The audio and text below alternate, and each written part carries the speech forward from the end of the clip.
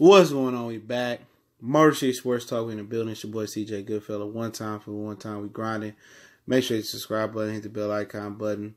Won't miss another video or live stream. Hopefully I can get to some more live streams next year. But very important story that appeared in the Free Press. More of the headline than the story, but the story has some substance to it as well. An anonymous ex-Lion. They said they kept him anonymous not to, pretty much scare any other coaches off with him dropping dimes on coaches. But this, I think anonymous ex-Lion could be a cover. This could be a current Lion. They just called him anonymous. Or this could be a current coach or a former coach, just anonymous or something like that. They just dressing it up to really get your eyes off the real prize. That's how I look at it. But this anonymous ex-Lion, quote unquote, says that Matt Patricia is routinely late to meetings with the Detroit Lions as a football team. And the media says in the article, and I'll link it to the description to verify that this story is real and not just puff of smoke. What the media members are saying, or is proven to say, Matt Patricia is routinely late to press conferences and meetings with the media. Okay, so he's not a very punctual guy. What's funny about this article? They start off with Tom Coughlin saying that if you're if you less than 5 minutes early for a meeting, then you're late. Remember him saying that and pretty much putting a premium on being punctual to meetings and being on time and stuff of that nature. But the leader of the franchise isn't punctual. Okay, he's not showing up to meetings on time or press credentials. Or press or media meetings with the press on time. They saying he's showing up 15, 20, 30 minutes late to those meetings. You know what I'm saying? So, at the end of the day, I'm not shocked. They were talking about, all the wild things he did about the commissioner after Spot Gable wearing his shirts, and then they talked about how he didn't want to shave his beard, and you go back in time to talk about his alleged, his rape case that got thrown out, and just some of the things you hear about him. And he may be too immature for the job. That's why the reason why no other teams came and gave him a shot. But the Lions came in and gave him a shot because that's Bob Quinn's boy. We just did a video talking about how Jim Caldwell could possibly get the Green Bay Packers job he's interviewing for. And they talked about how great his interview was with Martha Ford and the Lions before, sitting down with Stafford, showing what he can do better. But, it is what it is. It don't shock me. It just gives more validity why, to the people and the naysayers that want Patricia fired. It just show you how unprofessional he is, man. You can't be late to meetings and you being the leader of the pack. You know what I'm saying? That just can't be. And if he late to meetings, how can he hold anybody else to standards? And that's why you might hear the Lions griping in training camp saying they're training, they practicing too hard and this and that. You want them to go out there and bust their hinds and hit the sled and run all the miles and run laps for miscues and blocks. But you making the miscue before we even take the field. You making the miscue, about not even being here on time. You making the miscue by being here 5 minutes late. And it ain't even snowed yet. It ain't even been no wild weather yet. Or you can't find your way to the practice facility. You can't find your way to Ford Field. You still need your GPS 17 weeks into the season. You know what I'm saying? You just look at situations like that, man. And this shows us, like, are we really surprised? The Lions find a guy who not on time, who ain't professional. You know what I'm saying? At the end of the day, they got the underboss to, Bill Belichick's mastermind and being the real boss of the defense. You know what I'm saying? He put a great game plan together for the Rams. You know what I'm saying? I feel like he laid the blueprint on how to beat the Rams. You know what I'm saying? But them too far in between, I just think this gives more of a case to Lions fans if this thing fails on why they should have fired Patricia after his first year.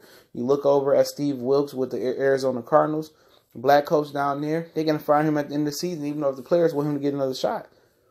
He entered a way worse situation than what Matt Patricia entered. He entered a situation with a rookie quarterback, with a China dog, Sam Bradford, and he's getting blamed for that. Look at Vance Joseph with Denver. Case Keenum ain't never been nothing, but all of a sudden he getting blamed for their woes because he don't have no consistent quarterback play. So, just they can make those two black coaches a scapegoat. Why you can't make Matt Patricia the scapegoat? He ain't getting no record-breaking money to be here. He really ain't proved nothing to be here to keep his job, to be honest. If we all playing on the same level board, he's done everything to lose his job. He possibly could be several games below what Jim Caldwell was last year. The defense significantly took a drop. Glover Quinn, he didn't improve his play. Glover Quinn play has drastically declined in his system. You know what I'm saying? It's just, facts. He kept Jim Bob Cooter. Don't tell me that's Stafford fault. He the boss. He the head of the ship. He should have brought his own offensive mind in. That's just what it is. All these decisions, he made enough decisions to get fired, probably in the middle of the season. The worst decision was not getting rid of Jim Bob Cooter. How you take over defense and it get worse? How do you take over defense and you don't improve Gerard Davis? All these are decisions that's on his watch. He has input on everything. And now he's being late to media meetings too. What is that? That's out of spite. You know what I'm saying? Is that out of spite that he's being, not punctual and not on time to media meetings because of what the media done to you about your past and what they pulled up about your past in the rape case that got threw out? You can't hold grudges here. It's already a bad connection between the media and the franchise of the Detroit Lions. And you insert this guy and you make it worse. They're already mad that ESPN and Sports Illustrated and Fox Sports know what's going on in their city with the Lions before the media here do. And the Lions are mad the media is turning on them because for the last 30, 40, 50, 60 years, the Lions have been sorry and they've been writing about it. They feel that they shaped the fans' minds or something like that. But we see it, man. It's a lot of people over the last 20, 30 years that switched from Lions fans to other fan bases. They tired of it. And Matt Patricia ain't doing us no more favors. He hurt the franchise. Now, if we take a step through 2 or 3 or 4 steps back this year, and we take 3 or 4 or 1 step back next year, man, come on. There's no reason how Bob Quinn can tell us he should keep his job. And at that point, if he takes us any more steps back from this season, we don't take a positive step forward, we still in the negative. Basically, if we take 4 steps back next year, we take 1 step forward, we still -3. We're going to need to move 10 steps forward next year for him to keep his job. That's just what it is. And on top of that, Jim Caldwell come back and whoop the Lions' butt. You know what I'm saying? Next year twice. He plays for the Pack and he coaches the Packers or something like that. You know what I'm saying? Anything less than the playoffs next year is fired for Matt Patricia. He should be fired now. And at the end of the day, if they let Matt Patricia stay here 2 or 3 years, man, and take his franchises back, Bob Quinn should be hitting the road, Jack. He should be fired as well, too. Bob Quinn can right his wrongs and fire Matt Patricia right now. With all this thing that's coming on, this is only going to get worse. For whatever reason, he's getting treated like a minority coach. Because everybody is digging more dirt, and people coming to put more dirt. And that same dirt is what's going to bury him. But adversity can also make him stronger and grind harder. But obviously, he ain't on time to grind hard enough. He ain't in the office busting his butt, breaking down film, putting game plans 2, 3, 4 hours before anybody get here. He arriving after the latest player arrived. After the latest player arrived. He ain't going to the office, stumbling, spilling his Starbucks and his cheese Danish all over his beard. Coming in with crusty lips, crusty eyes. He ain't prepared to be no coach, man. He don't work hard enough, grind hard enough. If these reports are true, he should be fired right now. This changes my whole mentality about it, man.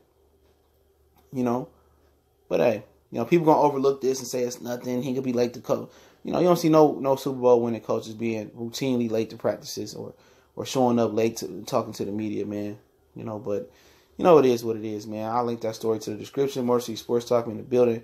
Don't forget we on Facebook, Twitter, Instagram. You can DM me on those platforms, or you can email me. We got a question, business inquiry, sponsorship, or you just want to chop it up, man. Or you want to start a channel. I try to help you out there as well. And don't forget, hit the subscribe button, hit the bell icon button.